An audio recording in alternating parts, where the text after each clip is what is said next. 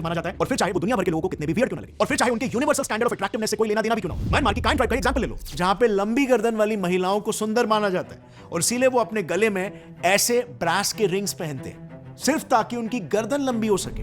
Then Mauritius में औरतों का ओवरवेट होना अट्रैक्टिव माना जाता है, सो वहां पर माँ बाप खुद जबरदस्ती अपनी बेटियों को एक दिन में 16,000 कैलोरीज खिलाते हैं ताकि उनका वेट गेन हो सके। 16,000 कैलोरीज, यार एक एवरेज इंसान सिर्फ 2,000 कैलोरी खाता है।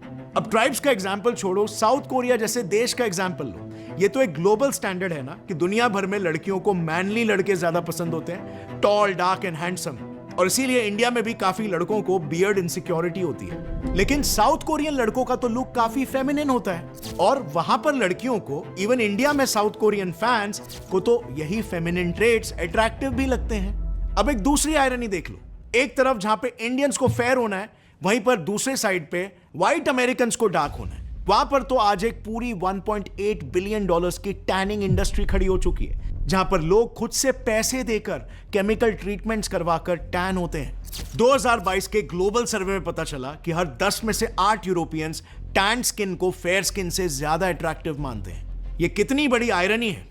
ब्रिटिशर्स चले गए लेकिन उनकी सोच अब तक यहीं पर है। आजादी के 70 सालों बाद तक हम इतने डेंजरस केमिकल्स लगाकर भी किसी भी हालत में गोरा होना चाहते हैं, and on the other hand वो लोग हमारी तरह डार्क या कैरेमल होना चाहते हैं। और इसीलिए ये पूरी की पूरी इनसिक्योरिटी सिर्फ और सिर्फ हमारे दिमाग में है। क्योंकि जरा थोड़ा लॉजिकली सोचो, हमारा रंग हमारे लिए वो परफेक्ट यूनिक सर्वाइवल एट्रीब्यूट था जो कि हमारी ताकत बना, और आज हम जिंदा हैं।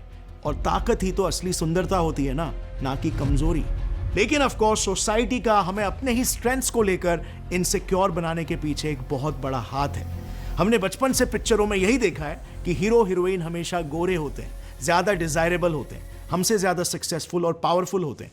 और फिर हमने मैट्रिमोनियल साइट्स पर ऐसे एड्स देखे जहां पर इसी अपब्रिंगिंग के वजह से दूल्हे और दुल्हन की ओवर डिमांड रहती है कि हमारा पार्टनर गोरा होना चाहिए। आज तक इवन फ्रेंड सर्कल में भी आप देख सकते हो डार्क स्किन का हमेशा मजाक उड़ाया जाता है। उन्हें बचपन से ही कालू या कौवे जैसे स्लर्स से बुलाया जाता है। सो बेसिकली हम सब मिलकर यही सोच फिर से इंजेक्ट करते जा रहे हैं कि Indian skin tone white skin tone से इंफीरियर है।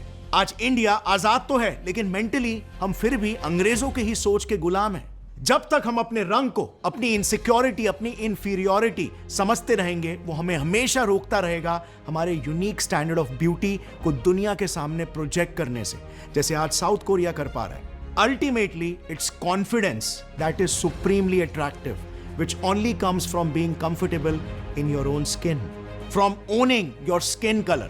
जैसे साउथ कोरिया अपने एशियन ब्यूटी स्टैंडर्ड्स को ओन करके दुनिया के सामने प्रोजेक्ट कर रहा है और दुनिया के कन्वेंशनल और कॉलोनियल ब्यूटी स्टैंडर्ड्स को चेंज कर रहा है, वैसे ही हम इंडियंस को भी करना चाहिए।